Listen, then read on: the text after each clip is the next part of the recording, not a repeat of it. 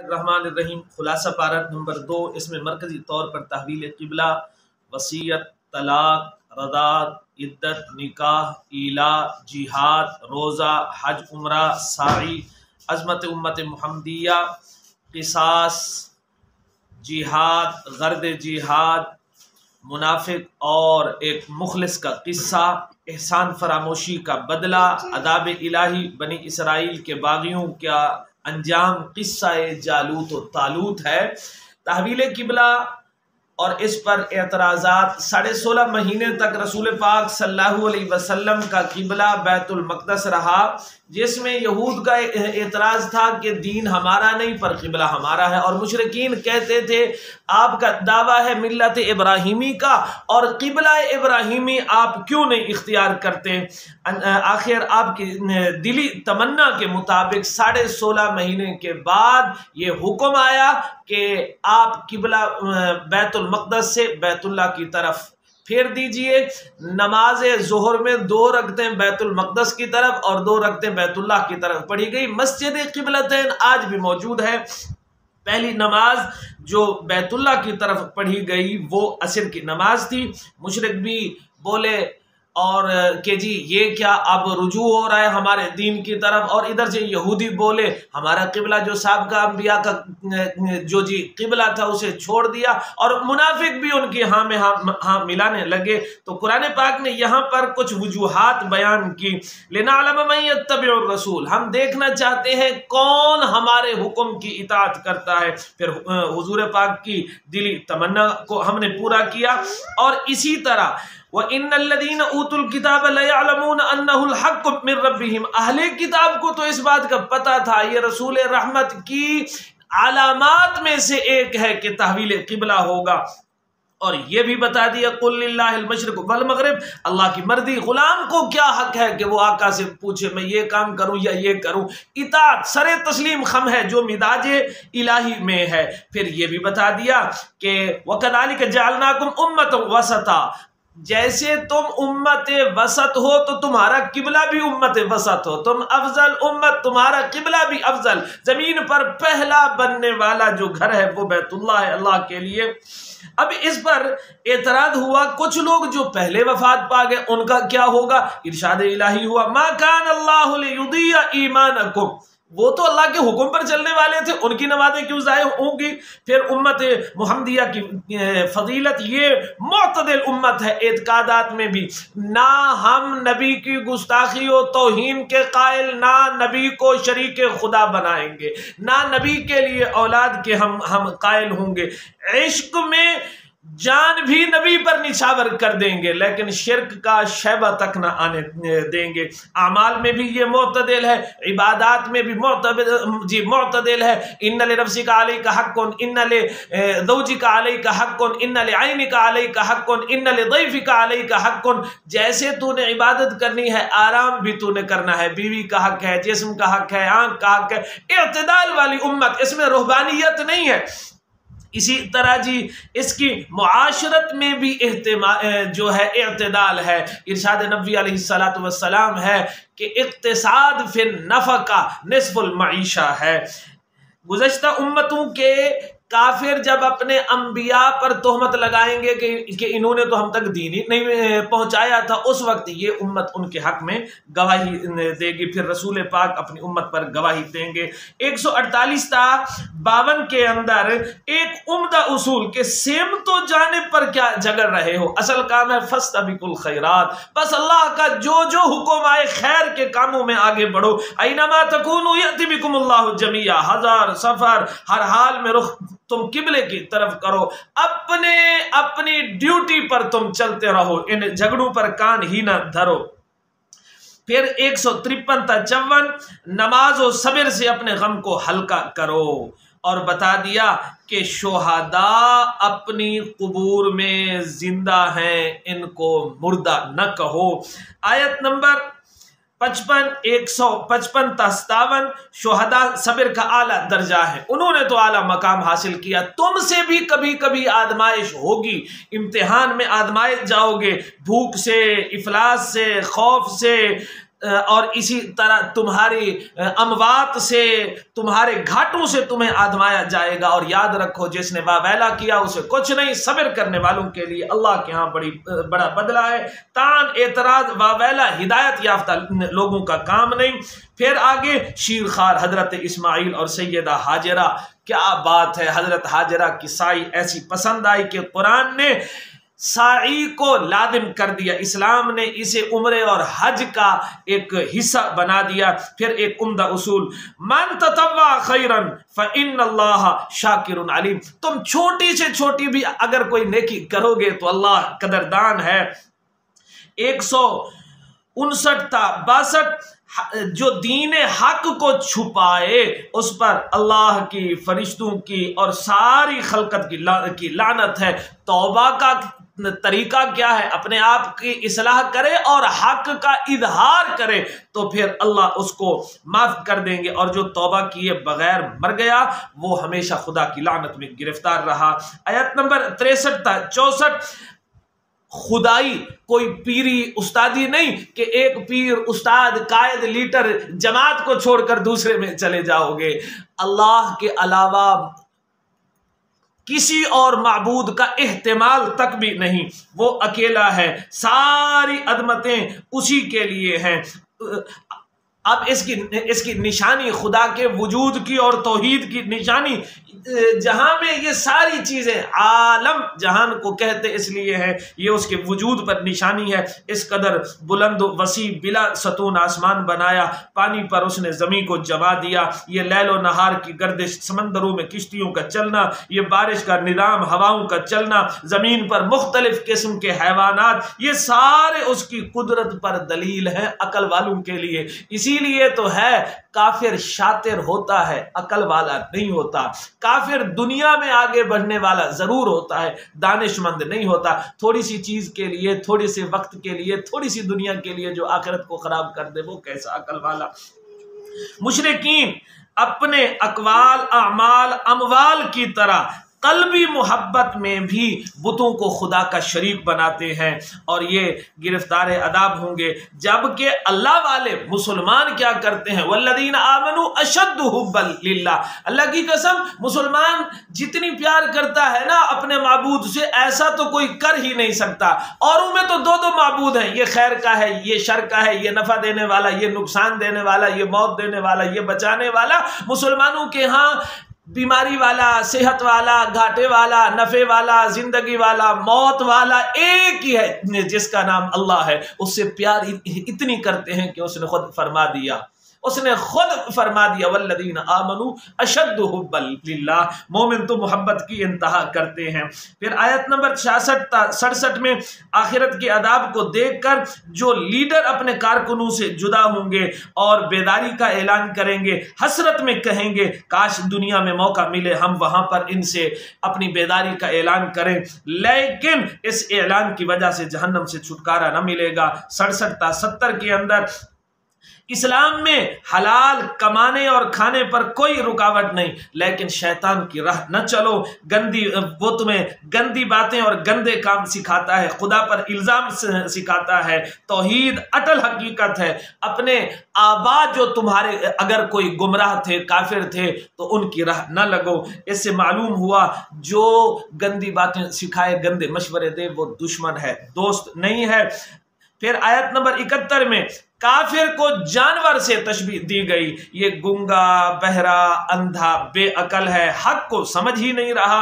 پھر 72 میں پاکیزہ چیزوں کے کھا کر زبانی اور عملی شکر گزاری کی تلقین کی گئی۔ 173 تا 76 میں کچھ چیزوں کی حرمت کا بیان، جو جانور مر جائے یا اسے مار دو، جس طور پر بھی وہ مرے وہ حرام ہے۔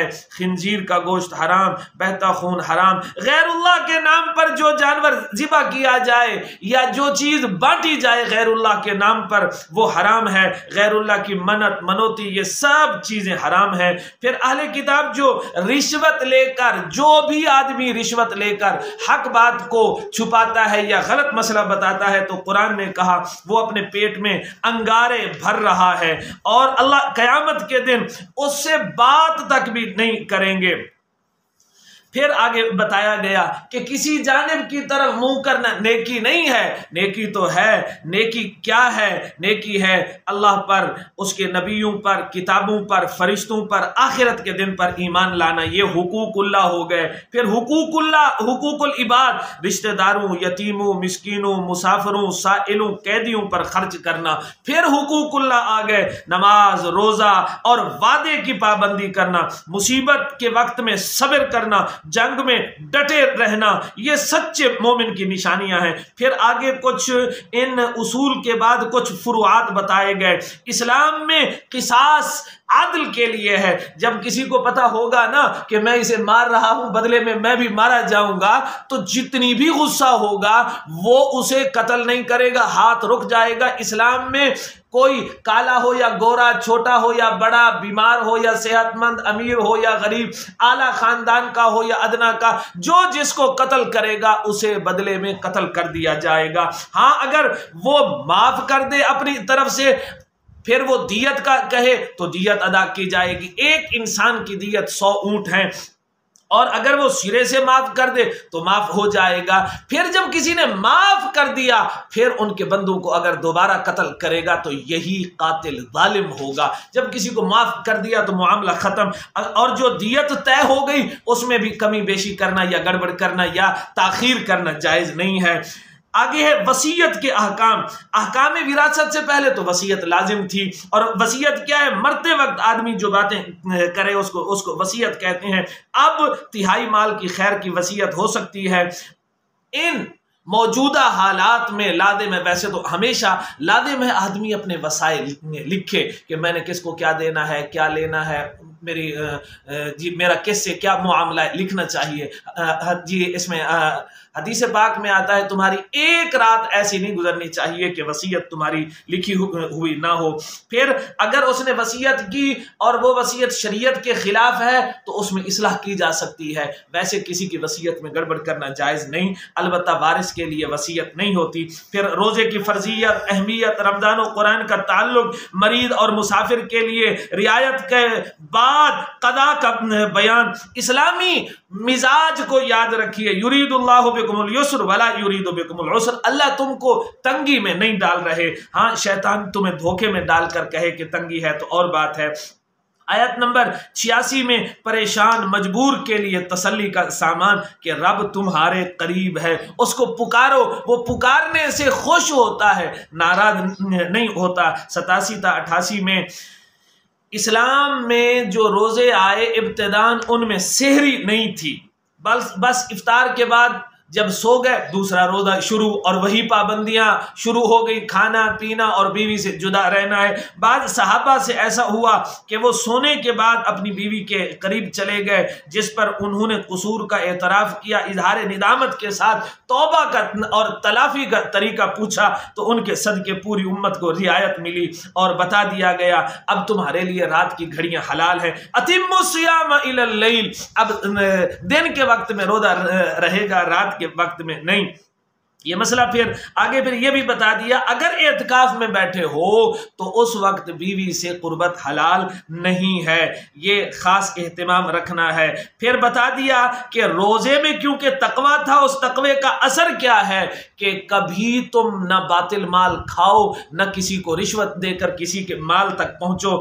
اے ربا، آیت نمبر اس میں 99 میں چاند گھٹتا بڑھتا کیوں ہے؟ تمہارے معاملات کے لیے، تاریخوں کے لیے، حج، قربانی، روزے کا پتہ چلے، احرام، عمرے کے لیے۔ پھر جب تم نے احرام باندھ لیا تو کیا گھر میں آ سکتے ہو؟ جی ہاں آ سکتے ہو۔ الٹی جانب سے آنا تو نہیں ہے؟ نہیں ہے جی، اصل چیز تو تقوی ہے، تم گھر جاؤ تقوی کے ساتھ جاؤ، رسومات کا سہارا لینا بالکل غلط ہے۔ 90 تا 95 میں احکام جہاد ہیں کہ جہاد میں خود غرضی نہ ہو، کوئی مالی غرض نہ ہو، صرف اللہ کی رضا ہو۔ حضور پاک سے پوچھا گیا ایک آدمی شہرت کے لیے، مال کے لیے لڑتا ہے تو ان میں سے مجاہد کون؟ فرمایا جو لڑا لتکون کلمۃ اللہ ہے العلیٰ، صرف وہی مجاہد ہے جو اللہ کی رضا کے لیے لڑا۔ اور جہاد کا مقصد بتا دیا، قاتلوہم حتی لا تکون فتنہ ویکون الدین للہ، سارے کا سارا دین اللہ کے لیے ہو، فتنہ ختم ہو جائے،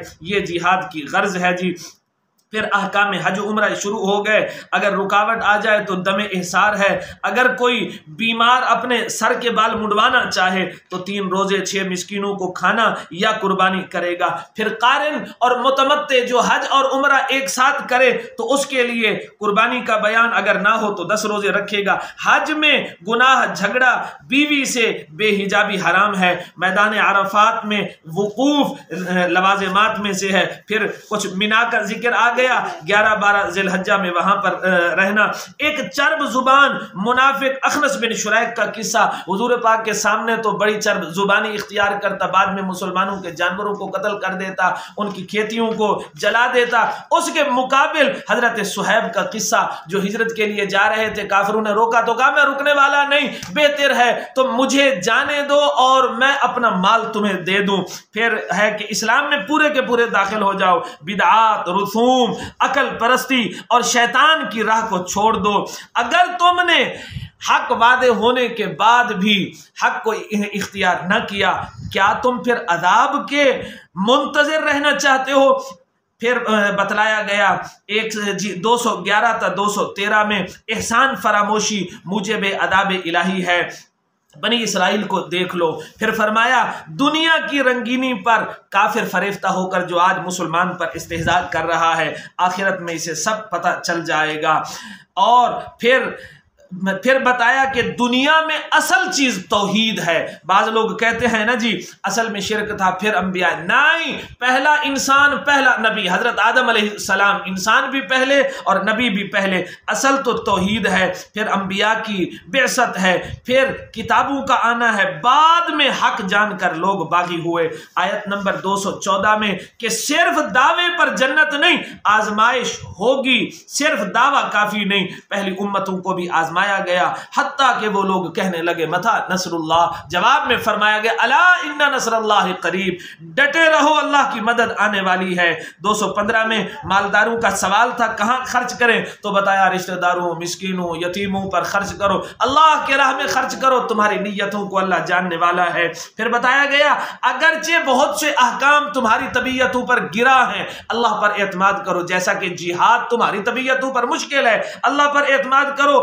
بہت سی چیزیں تمہیں وہ بری لگتی ہیں تمہارے حق میں اچھی ہوتی ہیں، جہاد بھی ایسا ہے۔ پھر فرمایا خدا کی راہ سے مسجد حرام سے روکنا بڑا جرم ہے، اور یاد رکھو فتنہ فساد کا پھیلانا تو قتل سے بھی بڑا جرم ہے۔ کفار سے کبھی دوستی نہ کرنا، یہ تمہارے خیر خواہ نہیں، یہ تمہیں اسلام سے ہٹانا چاہتے ہیں۔ 218 میں کون رحمت حقدار، رحمت الہی کا 218 اور 19 میں رحمت الہی کا سب سے بڑا حقدار وہ مومن جو مجاہد بھی ہو اور مہاجر بھی ہو۔ پھر شراب جوئے کے بارے میں سوال 220 میں یتیم کا مال ملا کر کھا سکتے ہو یا علیحدہ، فرمایا رعایت ہے ملا کر کھا سکتے ہو، لیکن مصلح کون مفسد کون خدا سب جانتا ہے۔ پھر 221 میں مشرک مرد ہو یا عورت جتنی خوبصورت یا مالدار ہو ان سے نکاح حرام ہے، یہ تمہیں جہنم میں لے جانے والے ہیں، ان سے تو غلام باندھی بھی بہتر ہے۔ 22 تا 23 حالت حیض میں عورت حرام ہے، اور عورت سے الٹے راستے سے قربت حرام ہے۔ جی حدیث پاک میں ہے من اتا امرأته فی دبرہ، جو عورت کے پاس اس کے غلط راستے میں آیا وہ تعلیمات محمدی کا منکر ہوا۔ رسول رحمت صلی اللہ علیہ وسلم جی پھر آگے قسم کی 3 قسمیں بیان کی گئیں کہ لغو، غموس، منعقدہ، اسی منعقدہ پر کفارہ ہے۔ اور پھر فرمایا جو ایسی قسم نہ کھاؤ کہ میں کوئی خیر کا کام نہیں کروں گا، میں نماز نہیں پڑھوں گا، ایسی قسم جائز نہیں ہے۔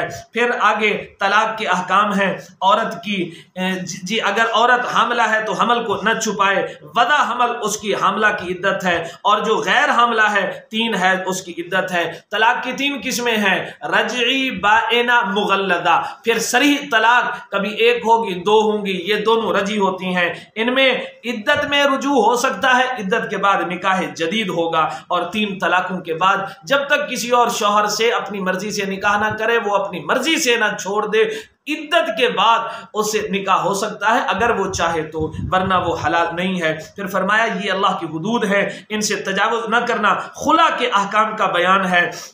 پھر فرمایا کسی صورت عورت کو ضرر نہ دو، خدا سے ڈرتے رہو۔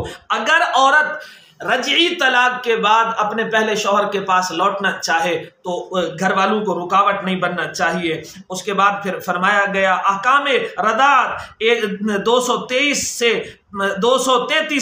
35 تک احکام رضاعت، معاوضہ اور بیوہ کی عدت 4 ماہ 10 دن کا بیان 36 تا 42 میں رخصتی سے پہلے اگر طلاق ہو جائے تو آدھا مہر ہے، اگر مہر مقرر نہ ہو تو اس کو ایک مکمل جوڑا دینا ہے۔ پھر مردوں کو بتایا گیا اولو الفضل ہو، اگر تم اپنا آدھا چھوڑ دو تو کیا بات ہے۔ پھر اسی ہنگامے میں کبھی تمہاری نماز قضا نہ ہو، خاص طور پر عصر کی نماز کا اہتمام کرو، ہر حکم الہی کے آگے سر تسلیم خم کرو۔ اگر جنگ کی حالت میں تم سواری سے اتر نہ سکو تو سواری پر ہی نماز پڑھو۔ پھر احکام وراثت سے پہلے اپنی بیویوں کے لیے سال بھر کی وصیت کرنے کا بیان ہے۔ اس کے بعد قصہ جالوت، یہ 246 سے 52 تک قصہ جالوت و طالوت کے بنی اسرائیل جب اس جالوت کی رگڑ میں آ گئے تو حضرت سموئیل علیہ السلام سے انہوں نے گزارش کی اللہ سے دعا کیجئے ہمارا کوئی امیر مقرر ہو، تو آپ نے فرمایا حکم الہی سے کہ یہ حضرت طالوت جو صاحب علم ہیں اور بڑے جسم والے اور بڑے تقوی والے ہیں تمہارے امیر ہیں۔ تو بنی اسرائیل یہ معترض طبیعت کے مالک تھے، باغیانہ مزاج والے تھے، بولے نہ اس کے پاس مال ہے نہ لشکر، یہ کیسے امیر؟ تو فرمایا گیا اللہ کی طرف سے مقرر ہے علم اور ان کے پاس جسم ہے۔ ان کی نشانی یہ ہے کہ تمہارا قومی ورثہ وہ صندوق کے جس میں سابقہ انبیاء کے تبرکات تھے وہ فرشتے لائیں گے۔ پھر حضرت طالوت کا خطاب فرمایا آگے ایک نہر آئے گی، وہاں سے گزرنا ہے، چلو سے زیادہ پانی نہ پینا۔ 313 ایسے لوگ آگے بچے جو میدان میں گئے۔ حضرت طالوت نے میدان میں دعا کی، بڑی عجیب دعا ہے، ربنا افرغ علینا صبرا وثبت اقدامنا وانصرنا علی القوم الکافرین۔ آج ہم بھی یہ دعا کر لیں، اے پروردگارہ ہمارے اوپر صبر انڈیل دے، اے اللہ ہمارے قدموں کو جما دے اور کافروں پر ہماری مدد فرما۔ پھر انجام کیا ہوا؟ دشمن ہلاک اور جالوت حضرت داؤد جو اس وقت بچے تھے ان کے ہاتھ سے مارا گیا۔ آخر میں قرآن نے بتایا یہ سارے قصے حضرت محمد آپ کو سنا رہے ہیں جبکہ آپ امی ہیں، کسی سے پڑھا نہیں۔ یہ نشانی ہے کہ حضرت محمد اللہ کے رسول